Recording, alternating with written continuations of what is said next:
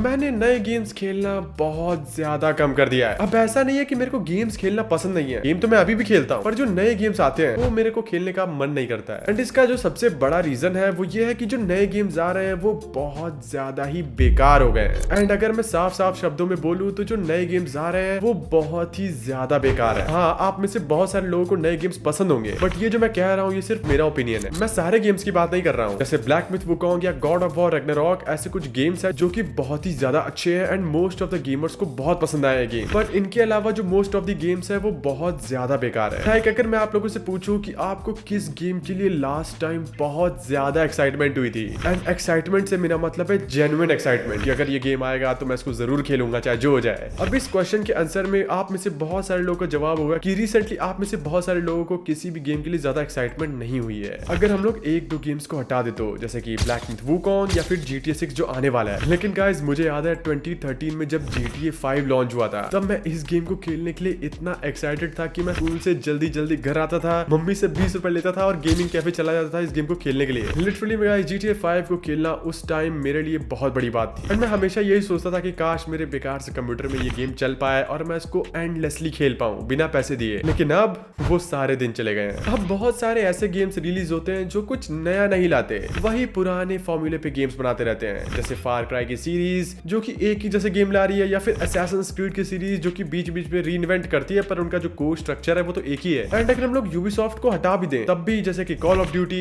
या फिर टेकन की फ्रेंचाइज, ये सारे एक ही टाइप के गेम्स बनाते रहते हैं, कोई एक्सपेरिमेंट करने को तैयार ही नहीं है। एंड अगर कोई अच्छा गेम आता भी है उसको या तो लोग पसंद नहीं करते या फिर वो किसी फ्रेंचाइज का ही नेक्स्ट गेम होता है, जैसे कि गॉड ऑफ वॉर सीरीज का गॉड ऑफ वॉर रैग्नारॉक या फिर सोल्स लाइक सीरीज का एल्डन रिंग। एंड उन गेम्स में भी कुछ बहुत ही ज्यादा एक्साइटिंग और नया नहीं होता है, वो सारे ही गेम्स उसी फॉर्मूला को दोबारा से रीयूज करते हैं अलग लेवल पे। एंड इसलिए मैं कहता हूँ कि आज के जमाने में जो गेम डेवलपर्स हैं वो ज्यादा एक्सपेरिमेंटेशन नहीं कर रहे हैं उनके गेम को लेके। अब मुझे उम्मीद है कि फ्यूचर में ज्यादा से ज्यादा गेम डेवलपर्स बढ़िया से बढ़िया गेम बनाएंगे, जरूर बनाएंगे। एंड वो सारे ही गेम्स ओरिजिनल आइडियाज पे भी बेस्ड होंगे, जिसमें कोई फालतू का वर्क प्रोपेगेंडा भी नहीं होगा। और जब तक इंडी डेवलपर्स ऐसा नहीं करते तब तक मैं पुराने गेम्स ही खेलूंगा, क्योंकि सच तो यही है कि ओल्ड गेम्स वर बेटर। पुराने गेम्स फनी थे, क्रिएटिव थे और उनमें हॉट लड़कियां भी थी। बट गाइस मॉडर्न गेम्स तो सिर्फ डाइवर्सिटी का लेक्चर बन चुके हैं। हर जगह माइक्रो ट्रांजैक्शंस, कॉस्मेटिक्स और पे टू विन का चक्कर है। एंड सबसे बड़ा इशू, ये गेम सिंपली बोरिंग है। Saints Row reboot, Last of Us 2, Spiderman 2, Suicide Squad, इन सारे गेम्स में वर्क प्रोपेगेंडा, पॉलिटिक्स और माइक्रो ट्रांजैक्शंस डाल दिए। लेकिन गाइस असली दिक्कत ये है कि ये सिर्फ अच्छे गेम्स के साथ नहीं है, ये सारे के सारे गेम्स के साथ है। अब मैं मानता हूँ कि मेरे जैसे जो गेमर्स हैं जो कि ओल्ड स्कूल है, वो नए गेम्स के टारगेट ऑडियंस में फिट नहीं होते हैं, क्योंकि हम लोग पुराने गेम्स खेलते हुए आ रहे हैं जिसमें काफी फ्रीडम होती थी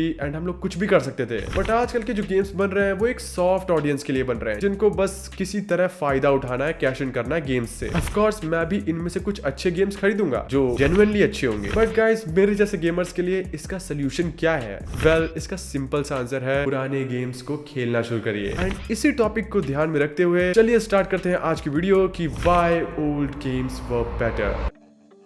अब पुराने गेम्स असली क्रिएटिविटी दिखाते थे, नए नए आइडियाज लाते थे और सिर्फ एक अच्छे गेम होने पे फोकस करते थे बिना किसी माइक्रो ट्रांजैक्शन के। लोग कहते हैं कि इंडी गेम्स खेलो, और हाँ वो भी एक सोल्यूशन है, पर मुझे पर्सनली पुराने AAA गेम्स खेलना ज्यादा पसंद है। लेकिन यस गाइस, अगर आप लोगों को कुछ नया खेलना है तो आप इंडी गेम्स भी खेल सकते हो, वो भी काफी क्रिएटिव होते हैं। एंड इसीलिए इस वीडियो में मैं दो काम करने वाला हूं। पहला कि मैं ये बताने वाला हूँ कि पुराने गेम्स क्यों बेटर थे नए गेम्स से, एंड दूसरा कि मैं आप लोगों को कुछ अंडररेटेड गेम्स रिकमेंड करूंगा जो 2000 से 2020 के बीच में आए थे और जो आज भी बहुत ज्यादा जबरदस्त है और आप लोग उनको खेल सकते हैं। तो चलिए इसी के साथ अपना पहला पॉइंट स्टार्ट करते हैं कि क्यों पुराने गेम्स बेटर थे। अब इसका सबसे पहला पॉइंट है कि पुराने गेम्स ओरिजिनल थे। अब एक टाइम था जब डेवलपर्स नए नए आइडियाज एक्सपेरिमेंट करने से नहीं डरते थे। Super Nintendo and PS1 and PS2 के एरा के टाइम क्रिएटिविटी अपने पीक पर थी, बट फिर माइक्रो ट्रांजैक्शंस और अननेसेसरी पॉलिटिक्स आई और गेम्स बोरिंग होने लगे। अब इसका एक एग्जांपल है गॉड ऑफ वॉर की ओरिजिनल सीरीज जो कि PS1, PS2 और PS3 पे आई थी। अब गाइस इन तीनों ही गेम्स में इतने ब्रूटल सीन्स, बैड लैंग्वेज और इतना खून खराबा दिखाया गया था कि ये उस टाइम की सबसे बेस्ट गेमिंग फ्रेंचाइज बन गई थी। एंड लिटरली गाइस कितना डार्क और यूनिक कंसेप्ट था इसका। बट आज के टाइम में ऐसी गेम रिलीज करना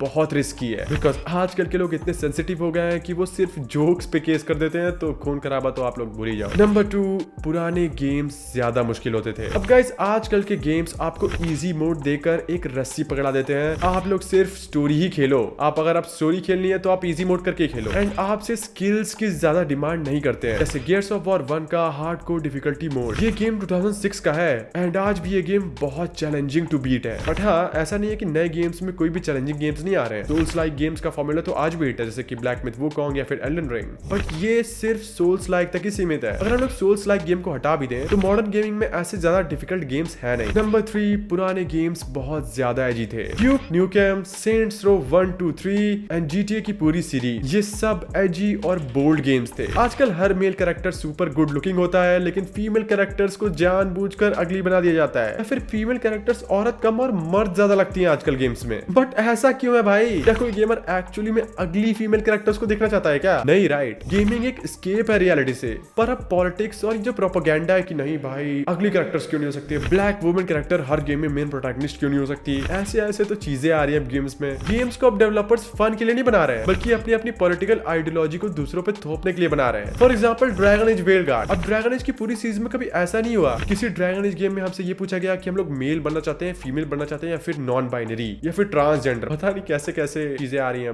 गेम्स में। एंड ये सिर्फ मैंने आपको एक ही गेम का एग्जांपल दिया है। ऐसे बहुत सारे गेम्स हैं जो कि इस आइडिया को फॉलो करते हैं। एंड अब हम लोग को गेम्स में उतनी फ्रीडम भी नहीं दी जाती है, बहुत ज्यादा कम खून खराबा और बहुत कम फ्रीडम दी जाती है, बहुत सॉफ्ट होते जा रहे हैं game. But guys worry not, मैं आपको कुछ ऐसे अंडररेटेड गेम्स के बारे में बताता हूं जो कि आप लोग आज भी खेल के बहुत एंजॉय कर सकते हैं। Number 1, prototype. इस गेम में आप लोग कार से लेके किसी भी इंसान को उठा के हेलीकॉप्टर पे फेंक सकते हो, कुछ भी कर सकते हो। एंड स्पाइडरमैन 2018 ने अपने मैकेनिक्स इसी गेम से लिए थे। Number 2, Max Payne. इसमें आप लोग एक अमेजिंग एडिक्टिव स्टोरी, एक डार्क सिनेरियो एंड टाइम को स्लो करने की एबिलिटी मिलती है, और जब आप लोग शूट कर रहे होते हो तो। Number 3, singularity. एक ऐसा गेम जो कॉल ऑफ ड्यूटी भी है और इसमें हम लोग टाइम मैनिपुलेशन भी कर सकते हैं। एकदम कॉम्बिनेशन है इन दोनों गेम्स का। Number 4, mafia 2। अब अगर मैं पर्सनल एक्सपीरियंस से बोलूं तो मेरे को माफिया 2 किसी भी GTA गेम से स्टोरी के मामले में बहुत सुपीरियर गेम लगता है। एंड बहुत सारे फैक्टर्स भी हैं इस गेम को जो कि बहुत अच्छा बनाते हैं इस गेम को। सेंट्स रो 2